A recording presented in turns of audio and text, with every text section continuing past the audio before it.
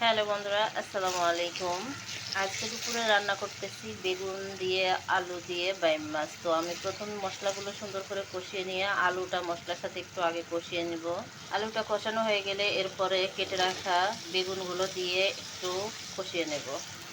তো এই যে আমি বেগুন দিয়ে আলু দিয়ে একটু নেড়ে নিয়েছি। এরপরে আমি কষানোর জন্য পানি দিয়ে দেব। অল্প করে পানি দিয়ে আমি বেগুন আলুটা আবারও সুন্দর করে কষিয়ে নেব। তো এই যে আমার আলু বেগুনটা কষানো হয়ে গেছে, এখন আমি মাছগুলো দিয়ে দিব। মাছগুলো দিয়ে দিলাম। বা মাছগুলো আমি আগেই সকল রকম মশলা দিয়ে একটু জাল করে রেখেছিলাম। এভাবে কষিয়ে মাছ তরকারিতে দিলে তরকারিটা খেতে কিন্তু বেশি মজা লাগে। মাছ দেওয়া শেষ, এখন আমি ঝোলের জন্য পানি দিয়ে দিব। তো এই যে আমার বাইম মাছ, আলু আর বেগুনের তরকারিটা রেডি হয়ে গেছে।